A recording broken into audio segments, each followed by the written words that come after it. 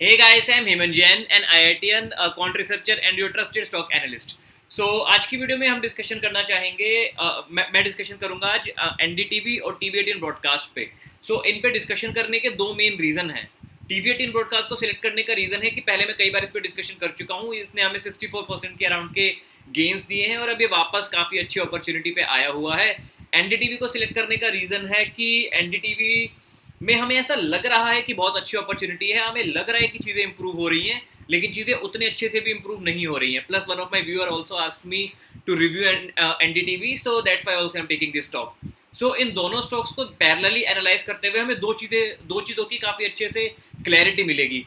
पहली क्लैरिटी हमें ये मिलेगी कि ज़रूरी नहीं है कि स्टॉक अगर अपने पास्ट परफॉर्मेंस से बेटर अगर इंप्रूव कर रहा है even in terms of profit wise, तो ज़रूरी नहीं है वो अच्छा हो। एट द सेम टाइम हमें स्टॉक को बाकी कंपनी से भी एनालाइज करके देखना चाहिए to see whether the company is really doing good in the industry और नॉट। हमेशा किसी पर्टिकुलर टाइप ऑफ एनालिसिस काम नहीं करती है। कई बार हमें स्टॉक को उसकी पास्ट परफॉर्मेंस के बेसिस पे जज करना होता है और कई बार इंडस्ट्री के कंपेरेटिवली वो कैसा परफॉर्म कर रहा होता है उस बेसिस पे जज करना होता है। Both this type of analysis we are going to cover in this video. Let's get started. Guys, आप मेरी स्क्रीन पे देख पा रहे होंगे, मेरी स्क्रीन पे अभी मैंने new Delhi television limited that is NDTV का स्क्रीनर पेज खोला हुआ है और यहाँ पे मैंने खोला हुआ है टीवी18 ब्रॉडकास्ट का पेज। बेसिकली ब्रॉडकास्ट को डिटेल में एनालाइज करने से पहले एक बार मैं बस इसके टेक्निकल दिखा दूं। मैंने पहले इस पर वीडियो बनाई हुई है जहाँ पे ये कप विद हैंडल पैटर्न बन रहा था, और sorry not cup with handle, reverse head and shoulder pattern बन रहा था और उसका मैंने टारगेट भी यहाँ पे मार्क किया हुआ है, दैट इज 64% टारगेट था। उसके बाद ये सीधा नीचे गया, वापस ऊपर गया, हमारे टारगेट को मीट किया, उसे थोड़ा बहुत और ऊपर गया और अब फिर से नीचे आया हुआ है। मैंने यहाँ कहीं ये वीडियो बनाई थी, ठीक है, मैंने डायरेक्शन भी मेंशन की है कि भाई ये ऐसे करके जाए, चाहे नीचे होके जाए, चाहे जैसे मर्जी जाए, इसको अपने इस टारगेट पे पहुंचना है। और मेरी डायरेक्शन जो मैंने प्रोबेबल डायरेक्शन बनाई थी ये उससे पहले ही अपने जो है टारगेट पे पहुंच गया था। अब ये फिर से नीचे आया हुआ है, तो इसके फंडामेंटल्स डिस्कस करते हैं कि कोई फंडामेंटल में कोई प्रॉब्लम है इसलिए नीचे आया हुआ है या ये जस्ट ऐसे ही नीचे आया हुआ है, और थोड़ा डिटेल में इन चीज़ों को एनालाइज करने की कोशिश करते हैं। पहले मैं आपको लेके चलता हूँ एनडीटीवी के पेज पे, that is new Delhi television limited. इसके अगर मैं बिजनेस को देखूँ तो इनके मेनली 3 चैनल्स हैं। They currently operate 3 channels including a dual channel NDTV 24/7, NDTV India and NDTV Profit, and through its subsidiaries they have expanded its presence beyond television into digital content, e-commerce। काफ़ी अच्छा खासा इनका business है। एक बार मैं revenue में देखूँ तो कंपनी का जो majorly it gets it revenue from advertisement sale, जो भी ये एड्स एंड ऑल शो करते हैं उनसे इनका आता है, इवेंट सेल से आता है, सब्सक्रिप्शन से आता है। दो सब्सक्रिप्शन इंक्लूड डीटीएच और केबल ऑपरेटर को जब आप एनडीटीवी के चैनल्स खरीदने के लिए कुछ अमाउंट पे करते हो तो वहाँ से आता है कुछ पैसा। जियोग्राफिकली डोमेस्टिकली 81% इनका प्रॉफिट आता है और अब्रॉड से 19%। ये हल्का फुल्का चेंज होता रहता है, दैट इज़ ओके। इसकी सब्सिडियरीज भी हैं including NDTV coverage limited to exploit the synergies between television, internet and mobile. ये सारी चीज़ें हैं जो मुझे इस पर डिस्कस करना है। एक तो इन्होंने डिसइन्वेस्टमेंट की थी, the company sold its entire stake in its subsidiary Red Pixel Ventures Limited which owns and operates Gadget 360। gadget360.com को ये पहले ओन करते थे, अब नहीं करते हैं, नॉट एनी मोर। और इनके केस कुछ लीगल डिस्प्यूट भी चल रहे हैं। There are number of ongoing litigations against the company and its promoter. Tax demand से रिलेटेड है, with respect to transaction with Universal Studio से रिलेटेड इनके कुछ ट्रांजैक्शन हुए थे, वहाँ पे इनके चल रहे हैं। एफआईआर भी इनके अगेंस्ट हो चुके रजिस्टर्ड और इनके अगेंस्ट 2 डिफेमेशन केस भी चल रहे हैं। द कंपनी रिपोर्टेड इतने worth crore of contingent liabilities to bank guarantees. Company के लीगल केसेस, टैक्स केसेस के साथ साथ कंटिजेंट लाइबिलिटीज भी है, मतलब ये पैसा कंपनी को पे करना है। The company reported 700 crore worth contingent liabilities, they have to pay 700 crore. Plus जो डिफेमेशन केस चल रहा है, द कंपनी के अगेंस्ट 2 डिफेमेशन केस चल रहे हैं। मिस्टर लवराजन ने एक केस किया हुआ है और दूसरा केस किया हुआ है रिलायंस इंफ्रास्ट्रक्चर लिमिटेड में, और ये हाई कोर्ट में चल रहे हैं और अहमदाबाद के कोर्ट में चल रहे हैं ये केस।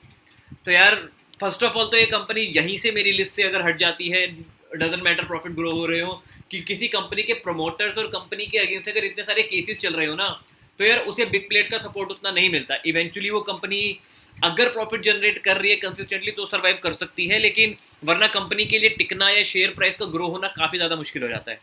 अब बाकी एक बार कंपनी फंडामेंटल पर्सपेक्टिव से एनालाइज करने की कोशिश करते हैं तो मार्च में इनके मार्केट कैप इतना था, बुक वैल्यू वगैरह सारी चीज़ें ठीक है, पी रेशो भी 16 काफ़ी कम है, आरओसी वैल्यू भी 44% है, and all these things are good. यहाँ से हमें सब दिख रहा है। एक बार नीचे आके देखते हैं। पहली बात, मैं इसको क्यों नहीं खरीदना चाहूंगा हल्का सा अगर मैं बता दूं, तो प्राइस 200 दिन के मूविंग एवरेज से ऊपर है। सो मैं 200 मूविंग एवरेज से ऊपर किसी भी स्टॉक को एक्वायर नहीं करता हूं। Let me tell you this one thing very clearly, पहले ये कंपनी अच्छे से लॉस कर रही थी और रिसेंटली थोड़ी बहुत प्रॉफिटेबल हुई है। अब इसके साथ साथ एक बार इसको हम देखते हैं क्वार्टरली रिजल्ट पे देखा जाए तो बीच बीच में लॉस आते रहते हैं, लेकिन रिसेंटली अच्छी खासी ग्रोथ दिख रही है हमें। अब मेन चीज में जो आपको दिखाना चाहता हूँ वो है यहाँ, या मेन चीज जो मैं आपको दिखाना चाहता हूँ वो यहाँ पे है कि आपको दिख रहा है पहले इनके बहुत अच्छे लॉस हुआ करते थे, loss loss loss loss loss, और रिसेंटली प्रॉफिट हुए और प्रॉफिट भी अच्छे से ग्रो कर रहे हैं, 10 करोड़, 24 करोड़, 71 करोड़, 80 करोड़। अब जब भी ऐसा आए ना, हमेशा दो चीजें देखनी है आपको। पहली, क्या अदर इनकम में कोई एनॉमली तो नहीं है, अदर इनकम अचानक से तो नहीं आ गई। मैं सीधा यहाँ पे गया, अदर इनकम 4 करोड़ 2 करोड़ बीच में कम हुई थी, पहले काफी थी और अभी भी ओके इनफ मेंटेन्ड है। मतलब अदर इनकम पहले थी, फिर नहीं थी, फिर से आ गई, इट्स ओके, चलता है। क्या इनकी सेल्स ग्रो कर रही है इसलिए प्रॉफिट जनरेट ग्रो हो रहे हैं? किस वजह से? सेल्स इनकी 11 साल पहले थी 425 करोड़, अभी इनकी सेल्स उस नंबर से भी कम है। द बिगेस्ट रेड फ्लैग, सबसे बड़ा वाला लाल झंडा दिख गया मेरे को ये, कि भाई इससे दूर रहो। इस कंपनी को अपनी सेल्स ग्रो करना आता ही नहीं है, सिर्फ एक्सपेंसेस ऑप्टिमाइज किए हैं। और ये एक्सपेंसेस कब तक ऑप्टिमाइज करेंगे यार, कब तक?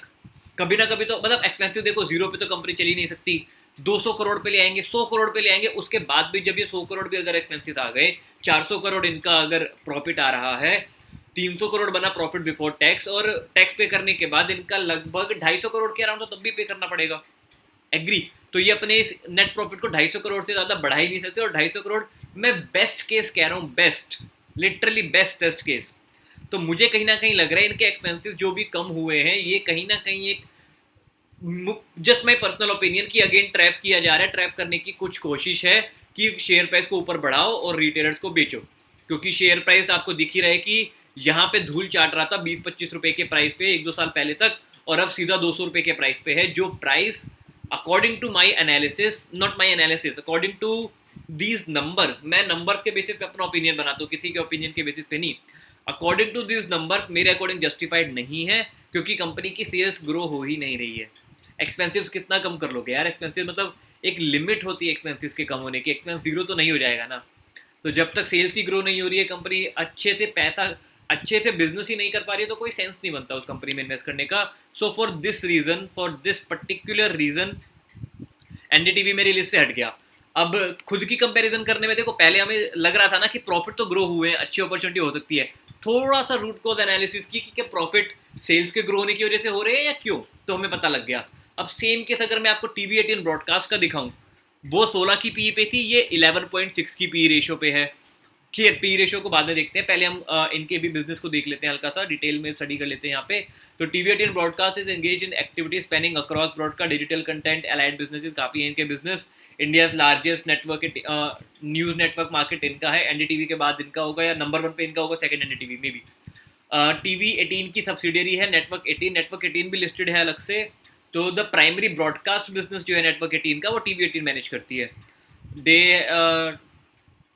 TV18 has reach 100 million people every month through digital properties. तो इनके काफ़ी OTT वूट प्लेटफॉर्म भी इन्हीं का है, इनके काफ़ी सारे चैनल्स हैं, इंटरनेशनल फुटप्रिंट भी है, the track record of building successful strategic alliance with international media via Viacom Entertainment, CNN, ये इन सब के थ्रू इन्होंने इंटरनेशनल प्रेजेंस भी अपनी खड़ी की है। एनडीटीवी ने क्या किया है, अपने अगेंस्ट केस करवाए हैं, tax cases, legal cases, contingent cases, defamation cases. और अगर मैं रेवेन्यू मिक्स देखूं तो company डेराइव्स majorly of its revenue through advertisement, यार सभी कंपनीज का रेवेन्यू जो है एड्स के थ्रू ही आता है, and EMA sector followed by subscription revenue and other services. तो यहाँ पे मतलब कुछ खाने को दिख नहीं रहा है, मतलब सारी चीज़ें आप डिटेल में और रीड कर सकते हो। तो मूवी प्रोडक्शन हाउस है, म्यूजिक बिजनेस है, न्यू टैरिफ ऑर्डर है, potential stock sale by promoter, Reliance industry and Viacom are expected to build a strategic alliance with Bodhi tree system which can turn into huge valuation pressure for TV18 broadcast. हाँ, ये चीज़ मैंने सुनी थी कि इस news की वजह से इनका शेयर प्राइस डाउन आया है। यार इसका, इस केस में ना हमें इम्पैक्ट स्टडी करने की भी ज़रूरत होती है। क्या इस न्यूज़ से इनके, क्या कहते हैं, प्रॉफिटेबिलिटी पे फर्क पड़ रहा है? मेरे अकॉर्डिंग तो नहीं पड़ रहा। तो रिलायंस इंडस्ट्री और Viacom are expected to build a strategic alliance, ये साथ में मिलकर कोई अलायंस बनाने की सोच रहे हैं with Bodhi tree systems which can turn into huge dilution pressure for this. तो उसकी वजह से TV18 के जो भी प्रमोटर्स हैं उन्हें अपना शेयर्स बेचने पड़ सकते हैं। Dilution pressure for TV18 Broadcast Limited. The deal is expected to bring down TV18 stake from 51% to 18%. Okay, तो एक बार मैं TV18 के स्टेक्स को देखना चाहूंगा, इसके प्रोमोटर्स में कौन कौन है एक बार देख लेते हैं यहाँ पे। तो यार इनकी प्रोमोटर्स की होल्डिंग देख लेते हैं। प्रोमोटर्स में हमें दिख रहा है कि नेटवर्क 18 के पास 51.17% है। अब जो स्ट्रेटेजिक अलायंस बन रही है between Reliance, Viacom 18 and Bodhi group, तो वायाकॉम 18 नेटवर्क 18 बेसिकली सेम ही है। तो इनकी जो भी स्ट्रेटेजिक अलायंस बन रही है, तो एक बार मैं आपको दिखा देता हूँ, वो न्यूज़ दिखा देता हूँ। तो उसके बेसिस पे जो है Bodhi tree System is leading fund raiser with a consortium, I hope I am pronounciating it correctly, consortium of investors to invest 13,500 crore in Viacom 18। ये 1300-500 करोड़ इन्वेस्ट कर रहे हैं, बट उसके बदले में जो भी जितनी ज़्यादा इक्विटी डाइल्यूशन होगी, तो वायाकॉम 18 के पास TV18 का स्टेक सिर्फ 17-18% बचेगा एज अपोज टू 50% नाउ। तो बेसिकली TV18 के स्टेक की काफ़ी ज़्यादा डाइल्यूशन होगी। तो यार उससे प्रॉफिटेबिलिटी कम तो मेरे अकॉर्डिंग नहीं होगी किसी भी एंगल से, तो ये इफेक्ट तो पड़ना ही नहीं चाहिए। And they are trying to build something good, they are trying to build, कहाँ था, jointly to build India's leading entertainment platform with the pioneered the Indian media landscape transformation to streaming first approach। Basically जैसे Netflix, Amazon जैसा platform है जो कि इनका भी वूट है, ये वूट को ही या तो और इम्प्रूव करना चाह रहे होंगे, ये कोई और नया प्लेटफॉर्म बिल्ड करने की कोशिश कर रहे होंगे, जिससे कि थोड़ी सी डाइल्यूशन होगी। थोड़े से नेटवर्क 18 के पास जो 51% शेयर्स हैं TV18 के, वो 51% से घट के, यहाँ पे मैं आपको फिर से दिखा देता हूँ, वो लगभग 18 हो जाएंगे। एंड एक और वर्ड देखो यहाँ पे ना, ये आपको न्यूज़ बेची जाती है, एक वर्ड आप ध्यान से देखो, the deal is expected to bring down the TV18 stake from 51% to 18%। तो एग्जैक्टली कितना डाइल्यूशन होगा, एग्जैक्टली किस टाइप की डील होगी, एग्जैक्टली कुछ भी नहीं पता है अभी। डील होगी इतना पता है, डील इन प्रोसेस में है इतना पता है, सब चीज़ें पता है, लेकिन ये जो एक्सपेक्टेड वर्ड लिख के कुछ भी परसेंटेज डाल देते हैं, मैं इन नंबर्स पे ट्रस्ट नहीं करता हूँ कुछ बहुत खास। तो एक्सपेक्टेड की जगह हो चुका है, हो रहा है, वो सब आए तो अलग बात होती है। और यहाँ पे न्यूज़ में कहीं मेंशन भी किया है कि बेसिकली कौन है ये, miss Pavitra Shetty ji, the co founder and trainer of tips to trade, इन्होंने मेंशन किया है कि even though the partnership deal between Reliance industry and Bodhi is a long term positive for the company. Obviously positive है, profit बढ़ेंगे, better platform आएगा, customer reach बढ़ेगी, तो numbers increase होंगे। The equity dilution could be the reason for steep fall today, technically stock looks week. ये तो यार ये वीक हार्ड वाले कॉन्सेप्ट मेरे को समझ नहीं आते हैं। मेरे लिए अच्छा स्टॉक या तो सस्ता होता है या महंगा होता है, स्टॉक कमज़ोर हो गया, ताकतवर हो गया, ये मुझे समझ नहीं आता है। फाइंड सपोर्ट्स नियर 50 to 55, तो शी वाज सेइंग कि 50 to 55 पे सपोर्ट आएगा, लेकिन उस सपोर्ट को तोड़ते हुए काफ़ी नीचे चला गया है। इस पर भी एक बार डिस्कशन करेंगे कि ये किस लेवल का सपोर्ट है और क्यों ये काफ़ी ज़्यादा स्ट्रॉन्ग सपोर्ट है। अब स्ट्रॉन्ग सपोर्ट को मैं क्यों स्ट्रॉन्ग वर्ड यूज़ कर रहा हूँ, क्योंकि ये बार बार नहीं टूटता है। तो एक बार मैं डिस्कशन करने से पहले एक बार TV18 ब्रॉडकास्ट के नंबर्स आपको दिखाना चाहूँगा एज अपोज टू NDTV। तो NDTV की जहाँ पे सेल्स ग्रो ही नहीं कर रही थी ओवर द ईयर, 11-12 साल से उनकी सेल्स के नंबर एग्जैक्ट सेम थे, वहीं पे NDTV अपनी सेल्स को 800 करोड़ से ग्रो करते हुए 5,500 करोड़ तक लाई है। NDTV के प्रॉफिट -17 करोड़ -80 करोड़ के हुआ करते थे, अब वो 580 करोड़ पॉजिटिव है। तो आपको अगर लग रहा है NDTV के रिजल्ट बेटर हैं, go for it, but NDTV और TV18 ब्रॉडकास्ट क्लियर चॉइस है, क्लियर आंसर है किसमें इन्वेस्ट करना चाहिए अगर इन्वेस्ट करने के लिए पैसा है तो। बाकी तो आपकी खुद की डिसीजन है, मैं यहाँ पे आपको बस सिखाने के लिए हूँ कि मैं किस तरीके से स्टॉक्स को एनालाइज करता हूँ। अगर कोई मुझे लिटरली सर पे गन रख के भी बोले ना कि नहीं तेरे को NDTV बाय करना पड़ेगा, मैं बाय नहीं करने वाला उससे। NDTV से मच बेटर मेरे को TV18 ब्रॉडकास्ट अपॉर्चुनिटी लगती है, क्योंकि इसके सेल्स प्रॉफिट सारी चीज़ें अच्छे से ग्रो कर रही हैं। Now coming to the point कि ये सपोर्ट टूटने के चांसेस और नीचे जाने के चांसेस बहुत कम क्यों हैं। एक बार मैं जरा ड्राइंग्स को क्लियर कर लेता हूँ, थोड़ा सा दूर जाते हैं।